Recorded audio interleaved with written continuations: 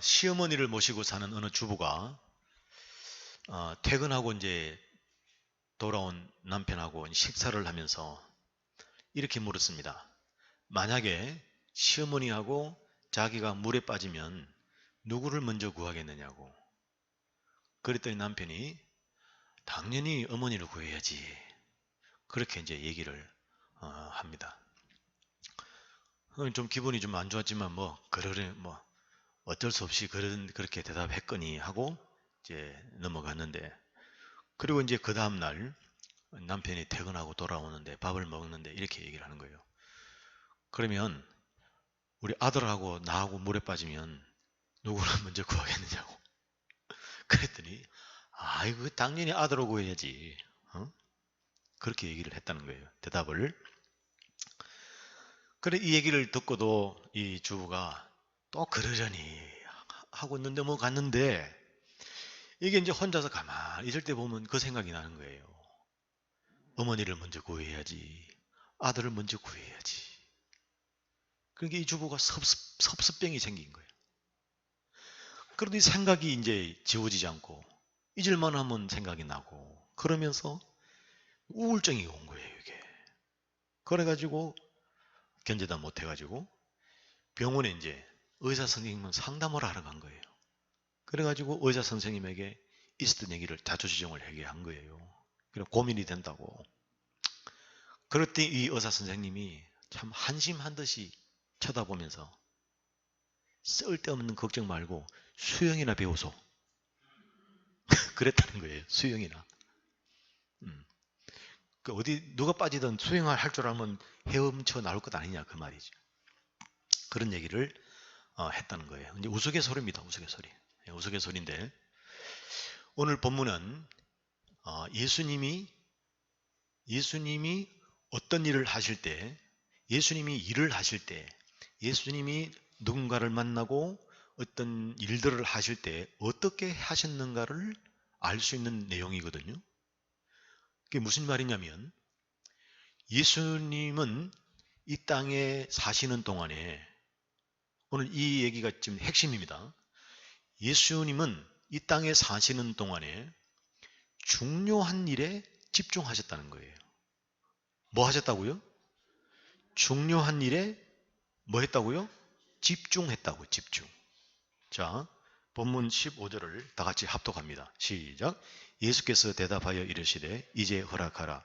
우리가 이와 같이 하여 모든 의를 이루는 것이 합당하니라 하시니 이에 요한이 허락하는지라.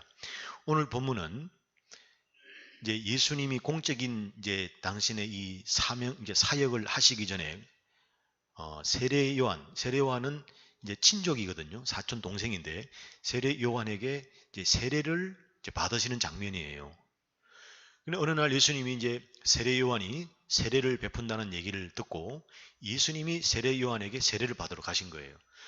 그래 이제 보니까 예수님이 와서 세례 요한에게 뭐 사촌이라고 했는지는 모르겠지만 하여튼 요한아, 사촌 동생 나한테 아마 근데 공적이니까 아마 사적으로 하기보다는 아마 공적으로 불렀을 것 같아요. 근데 어쨌건 나한테 세례를 베풀어라. 그러니까 세례 요한이 지금 이때는 아직 예수님을 완전히 몰랐거든요. 몰라긴 해도 그러나 이제 분명한 것은 저분이 누군지는 기본적으로는 이제 알고는 있었습니다. 그래가지고 뭐라고 얘기를 하냐면 아니 예수님이 저에게 세례를 베푸셔야 되는데 어떻게 저보고 세례를 베풀으라고 말씀하십니까? 이렇게 얘기를 해요. 여러분 맞는 말입니까? 틀린 말입니까? 맞는 말이죠? 맞는 말이에요. 비록 죄인들에게 이 세례 요한의 세례는 죄인들에게 자신이 죄인이라고 하는 사람들을 오면 그 사람들에게 세례를 베푸는 세례거든요. 회개하는 그런 세례이긴 하지만 자기 세례 요한도 죄인이거든. 그래서 요한이 예수님에게 세례를 베푸는 것이 아니라 요한이 예수님에게 세례를 받는 것이 맞아요. 그런데 예수님은 오히려 세례 요한에게 세례를 베풀어 달라고 하셨거든요. 오늘 읽은 내용이 그거 아닙니까? 그러면 예수님이 이렇게 하시는 이유가 있다고요. 그 이유는 뭐냐면 예수님은 죄가 없으시지만 죄인들이 받는 세례를 동일하게 받으심으로써 죄인과 같은 신분이 되기 위함인 겁니다. 다시 말하면 인류의 죄를 예수님 자신에게로 옮기는 거예요. 이 세례를 통해서. 그래서 세례를 받으려고 하셨다는 거예요. 이것이 정통적이고 기본적인 이 본문의 핵심 요점입니다. 그런데 저는 오늘 이 본문을 조금 다른 관점에서 보려고 합니다. 예수님이 세례 요한에게 세례를 베푸시는 것이 더 옳은 일인데 오히려 반대로 세례 요한에게 세례를 받으시는 모습을 통해서 우리가 이 예수님의 모습을 통해서 우리가 무엇을 배울 수 있는가? 지금 이 본문이 원 의미는 조금 전에 말씀드린 이 세례를 통해서 인류의 죄가 예수님에게로 전가되는 그 하나님의 어린 양, 이 어린 양에게 전가되는 거거든요. 옮겨지는 거예요. 그런데 그 부분을 제가 여러분에게 말씀드리려고 하는 것이 아니라 조금 다른 관점인데 뭐냐면 지금 예수님이 이렇게 하시는 모습이 뭐냐면 지극히 중요한 일에 집중하고 있다는 거예요. 예수님이. 다시 말하면 예수님은 중요한 일과 중요하지 않은 일을 구분하시고 중요한 일에 지금 집중하고 있다는 거예요. 그러니까 예수님은 하나님이시니까 얼마든지 세례 요한에게 세례를 베푸실 수 있잖아요. 그런데도 예수님이 세례 요한에게 세례를 베풀지 않고 오히려 세례를 받으신다는 것은 지금 예수님은 중요한 일에 지금 집중하고 있다는 거예요. 그렇게 지금 반대로 하는 것이 중요하다는 거예요. 이해되십니까? 이해 안 되시는 것 같은데 눈빛들이 초점이 지금 흐려지고 있습니다. 이 부분이 이해가 돼야 지금 전개가 되거든요. 예수님이 세례 요한에게 세례를 베풀어야 돼요. 세례 요한에게 내가 성부와 성자와 성령의 이름으로 세례를 베푸노라 이렇게 해야 되는데 오히려 하나님이신 예수님이 죄인된 세례 요한에게 지금 세례를 받는다고 지금 이게. 이것은 뭐냐면 원래의 요점은 말씀드렸잖아요. 인류의 죄를 예수님이 뒤집어 쓰는 그것이 핵심인데 오늘은 그 부분 말고 좀 다르게 보려고 하는데 그게 뭐냐면 예수님은 지금 그 중요한 일을 위해서 그 중요한 일에 지금 집중하고 있다는 거예요.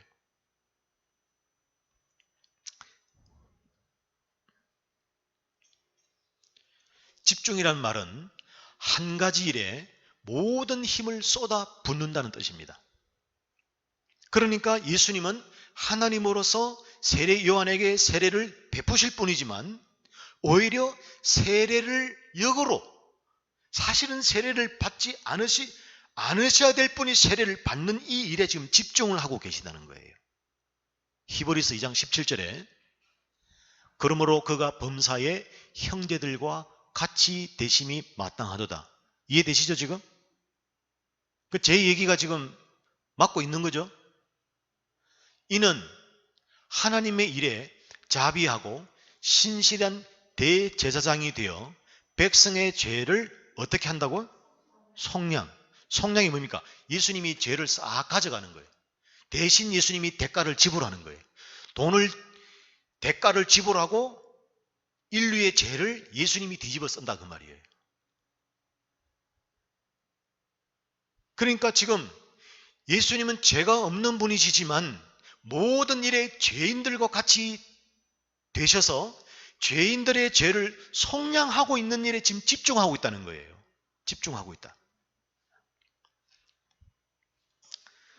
우리나라 국민이 다른 나라에 여행을 가거나 어떤 파견되어 있다가 여러분 재난을 만나거나 불의의 사고를 만나면 누가 갑니까? 우리나라 정부 대표가 가죠. 영사가 가든지 대사는 안 가지. 대사도 가기도 하고 영사가 가기도 하고 아니면 그 담당 어떤 재난 이 팀들이 외국 사람들도 오지만 국가에서 보내잖아요. 마치 그런 것처럼 죄인들의 죄를 대속하시기 위해서 우리와 같은 죄인이 되시는 일에 지금 집중하고 있다는 거예요. 예수님이. 마태복음 10장 5절 마태복음뿐만 아니라 지금 이 성경에 이런 관점으로 계속 기록하고 있습니다. 뭐냐면 마태복음 10장 5절 6절에 예수께서 이 12를 내보내시며 명하여 이르시되 이방인의 길로도 가지 말고 사마리아인의 고을에도 들어가지 말고 오히려 이스라엘 집에 잃어버린 양에게로 가라. 예수님이 그 12 제자들을 이렇게 여러 지역으로 파송을 시키면서 뭐라고 하시냐면 다른 곳에도 가고 예루살렘에도 그 잃어버린 양에게도 가라고 합니까? 특정한 곳에만 가라 그럽니까? 특정한 곳에만 가라 그러죠. 다른 곳에는 가지 말라는 거예요. 다른 이방인들 또 사마리아는 그 동네는 가지 말라는 거, 가지 마. 가지 말고 어디만 가냐면 잃어버린 양에게만 가라는 거예요. 무슨 말입니까? 예수님은 잃어버린 양에게 집중하고 계셨다는 거예요. 마태복음 9장 13절에도 너희는 가서 내가 긍휼을 원하고 제사를 원하지 아니하노라 하신 뜻이 무엇인지 배우라. 나는 의인을 부르러 온 것이 아니요 죄인을 부르러 왔노라 하시니라. 예수님은 자기에게는 죄가 없다고 생각하는 사람들을 위해서 온 게 아니라 자기는 죄인이라고 생각하는 사람들을 위해서 오셨다는 거예요. 환원하면 무슨 얘기입니까? 죄인들에게 지금 집중하고 있다는 거예요. 예수님은 교만한 사람, 하나님 없이도 살 수 있는 사람, 하나님보다 더 소중한 것이 넘쳐흐르는 사람에게는 관심이 없는 거예요. 넓게 보면 있는 것이지만 오늘 제 설교를 저는 한 편의 설교에서 하나에 집중하잖아요. 하나에 집중. 이 관점에서 보면 왜 이 얘기를 하냐면 좀 전에 얘기는 하나님은 그런 사람들에게는 관심이 없다는 얘기는 신학적으로는 맞지 않는 얘기거든요. 하나님은 모든 사람을 구원을 받기를 원해요. 그럼 오늘 설교의 관점으로는 지금 이렇게 가기 때문에 그렇게 얘기를 하는 거예요. 하나님은 오늘 본문에 있지 않았습니까? 죄인이 스스로 의인이라고 생각하는 사람은 나는 관심이 없다는 거예요. 건강한 사람에게는 의인이 필요 없듯이 우리 좀 전에 본문 마태복음 9장 12절에 나오거든요. 그 얘기가. 그 13절에 이게 뭡니까? 나는 죄 없다고 하는 사람에게 관심이 없다. 나는. 그럼 누구에게 관심이 있느냐? 죄인이라고 생각하는 사람에게 관심이 있다는 거예요. 그들이 예수님이 볼 때는 중요하다는 겁니다. 그 중요한 사람에게 예수님은 집중한다는 거예요. 집중. 여러분 밭에 씨를 뿌린 농부가 있습니다. 성경에 나와요. 근데 그 농부는 하나님이거든요.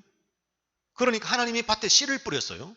막 뿌렸는데 시간이 흘러서 이제 익어간 곡식이 되어갔어요. 알곡이 되어갔습니다. 그런데 어느 날 보니까 가라지가 났어요. 가라지.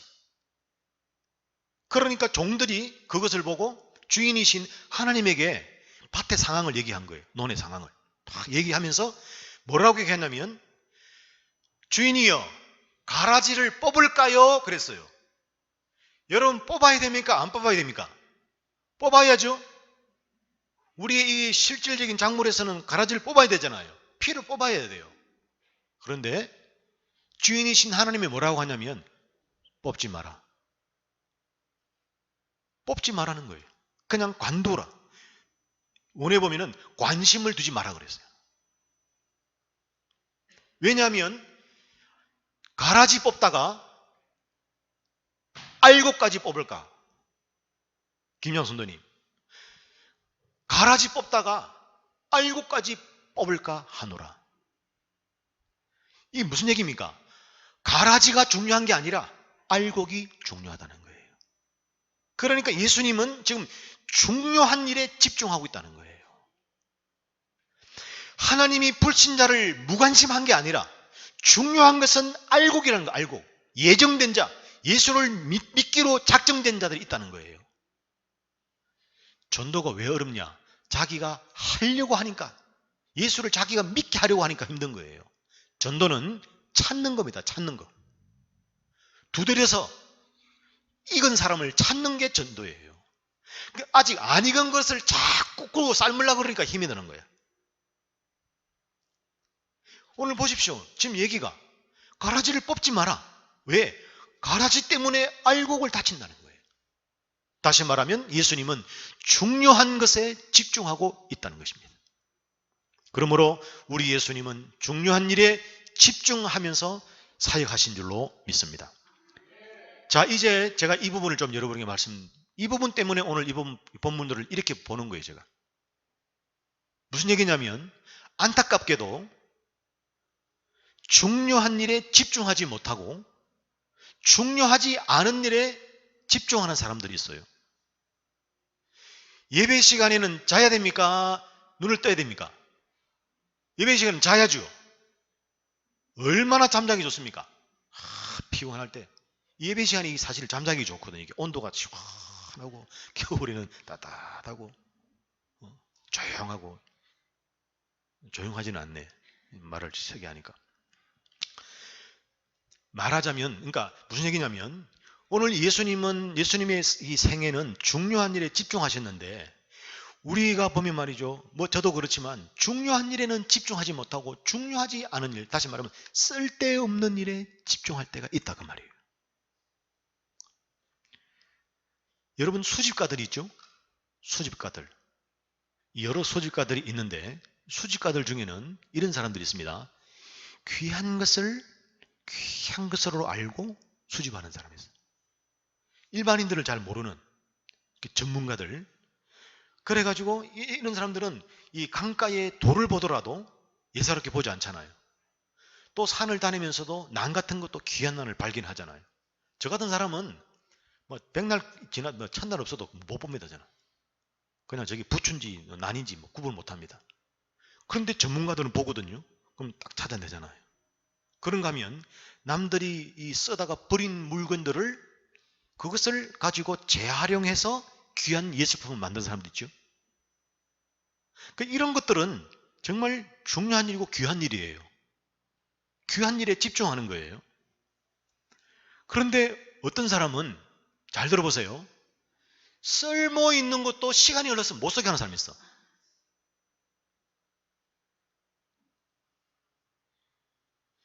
예를 들어서 제가 본드를 하나 샀어요. 본드 하나 살 때 그냥 10mm짜리를 사면 되는데 100mm짜리를 샀어요. 그럼 본드 1년에 우리 몇 번 쓸 일이 있습니까? 신발장 떨어질 때는 한 번 쓰고 다음에 쓸 때 보면 굳어가지고 못 써요. 못 써. 그러니까 원래는 쓸모가 있었는데 자칫 잘못하면 쓸모없게 된다 그 말이에요. 이런 일이 우리 주위에, 여러분 제가 지금 허황된 게 꿈 같은 얘기를 하는 게 아닙니다. 비현실적인 얘기를 하는 게 아닙니다. 우리 삶 속에 그런 사람이 있다는 걸 지금 알고 지금 얘기하는 거예요. 어떤 사람은 귀한 것을 귀하게 보고 쓸모없는 것도 귀하게 만드는 사람이 있는가 하면, 어떤 사람은 멍청하게 쓸모 있는 것도 쓸 수 있는 것도 시간이 흘러서 못 쓰게 하는 사람이 있고, 또 쓸모없는 걸 가지고 시간과 돈을 낭비하는 사람이 있어요. 쓸모없는 일에, 중요하지 않은 일에 시간과 돈을 낭비하는 사람이 있어요. 그런가 하면 어떤 현상이나 주위의 어떤 일례 어떤 하나의 사례 때문에 자신의 삶을 어둡고 부정적으로 만드는 사람들이 있어요.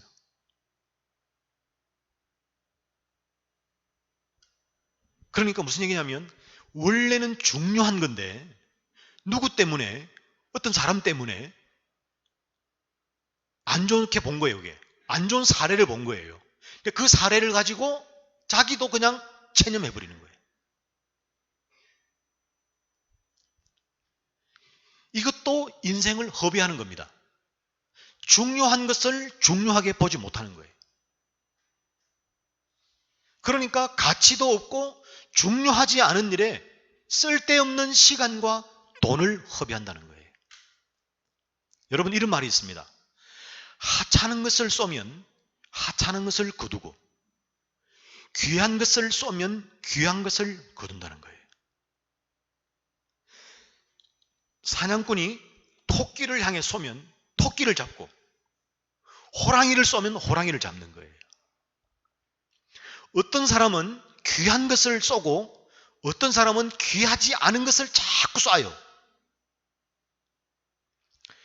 탁월한 인생을 만드는 법이라는 책으로 획기적인 이 목표를 계획하고 자기가 원하는 이 목표를 달성하는 것을, 이 시스템을 제시해 가지고 전 세계적으로 지금 수많은 젊은이들에게 호평을 받았던 사람이 있어요. 누구냐면 마이클 하야트라는 사람입니다. 한 번 강의하면 10억 받습니다. 강의료가. 이분이 자기의 책에서 지금 이번에 또 신간이 나왔는데 초생산성이라는 책이 나왔어요. 지금 그러니까 베스트셀러 중에 베스트셀러입니다.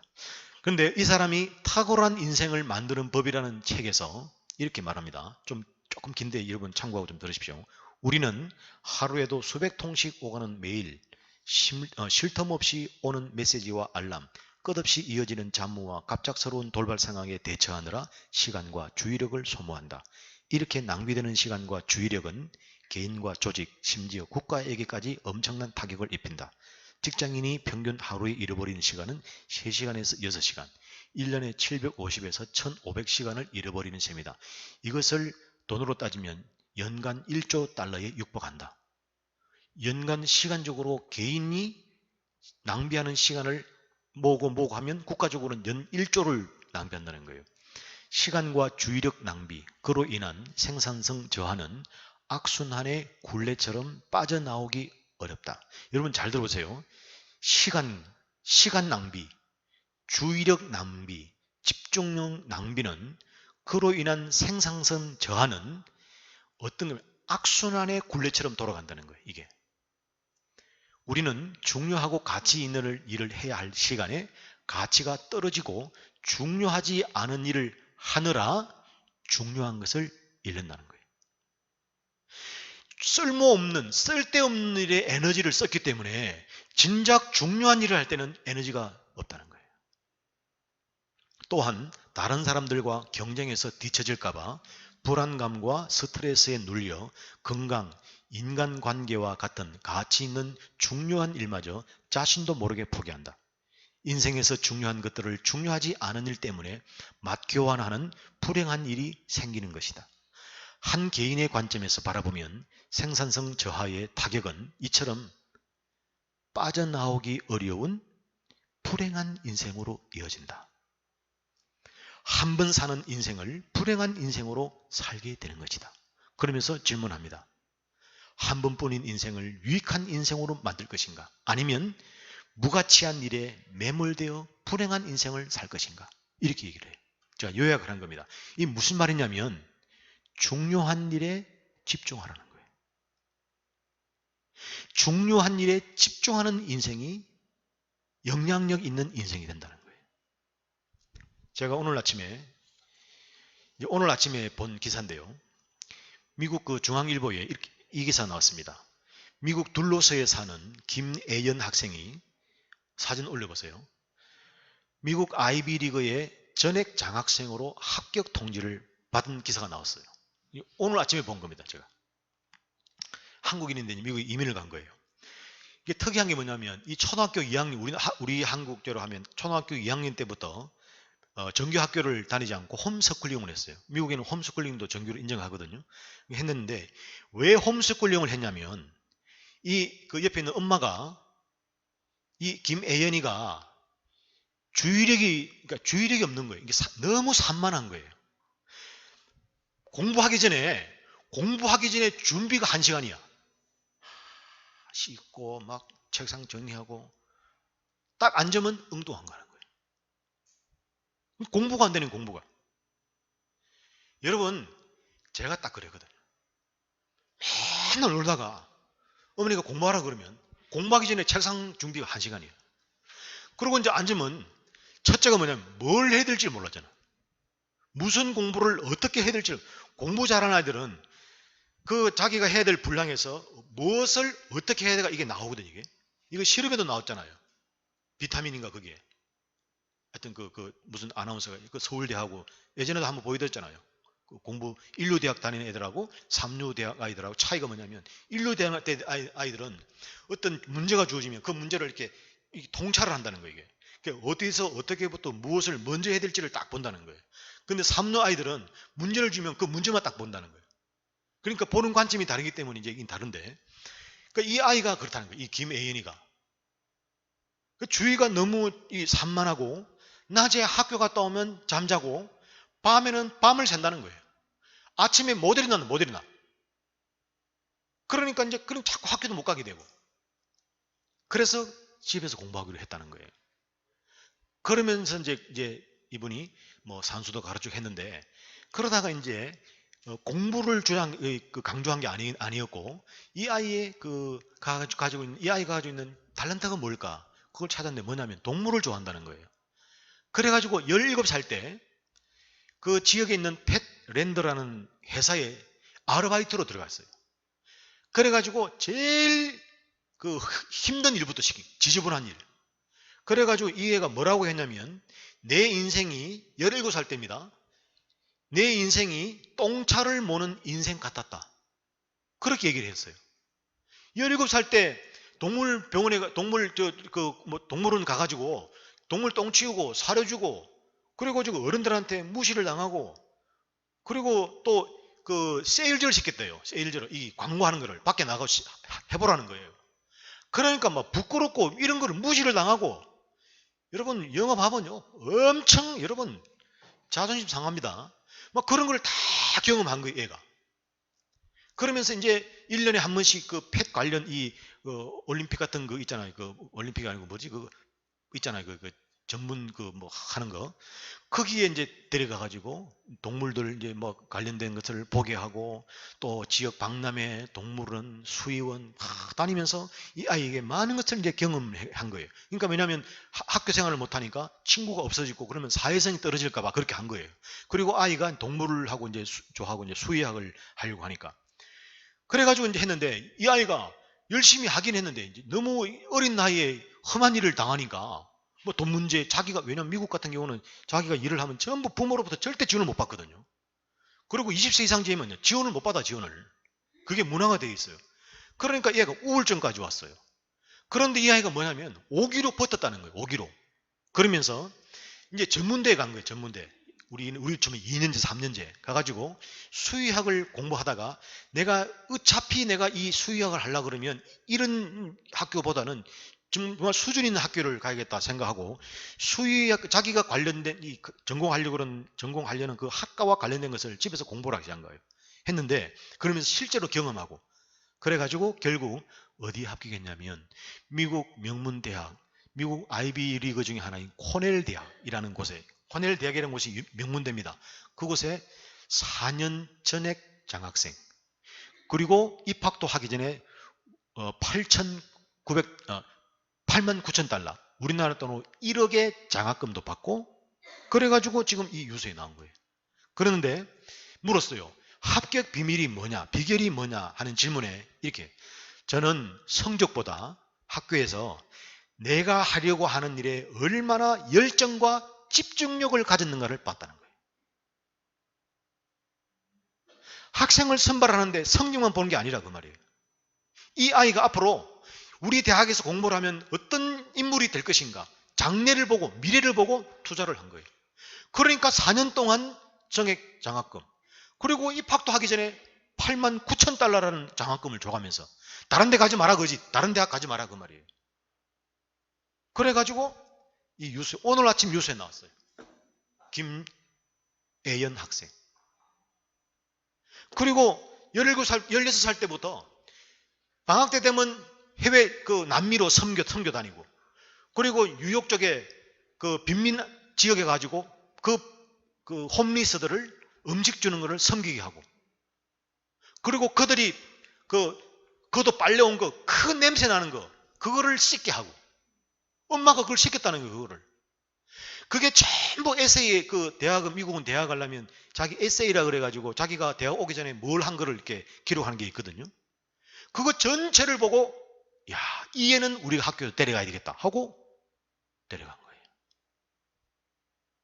무슨 얘기입니까?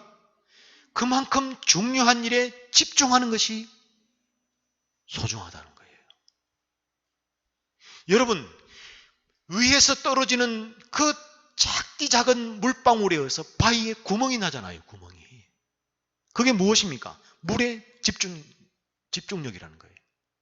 그러니까 우리도 일에도 집중력이 필요하고, 공부에도 집중력이 필요하고, 우리 인생 전체에 집중력이 필요하다는 거예요.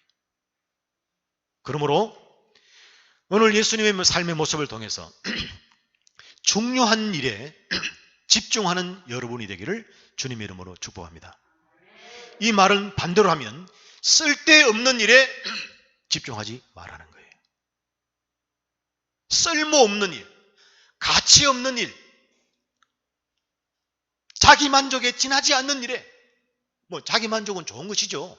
쉼도 있어야 되고 놀러도 다녀야 되고 잠도 자야 되고 해야 되지만 정말 중요한 일에 집중하다 보면 다른 일은 자연히 부정적 의미의 소홀이 아니라 긍정적 의미의 소홀이 되는 거예요.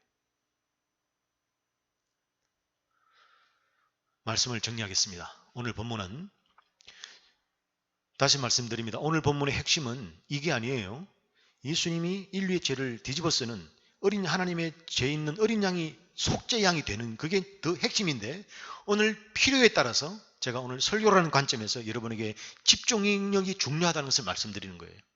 그럼 예수님은 세례를 베푸셔야 하지만 오히려 세례를 받으셨다는 것은 지금 그 세례를 역으로 받으시는 그것이 더 중요한 일에 집중하셨다는 것. 그러므로 우리에게 가장 중요한 신앙생활에 집중하고 그리고 우리의 일상생활에서 내가 정말 해야 될 중요한 일에 여러분 집중하셔서 쓸모없는 일을 깎아내고 잘라내고 그래 하셔서 여러분 인생에 소중한 것을 열매 맺는 여러분의 인생이 되기를 주님의 이름으로 축복합니다. 찬송을 이와 관련된 찬송을 찾다가 찾을 수가 없고 겨우 찾았는데 이 찬송 589장이거든요. 이것은 우리 믿음의 영혼의 주수 하나님 나라를 이제 소망하는 것인데 없어서 오늘 찾았는데 이 추수라는 우리가 열매를 맺는 것이니까 집중하는 사람은 열매를 맺는다. 집중하는 사람은 중요한 일에 집중하는 사람은 영향력 있는 인생이 된다는 차원에서 그런 의미로 생각하고 불렀으면 좋겠습니다.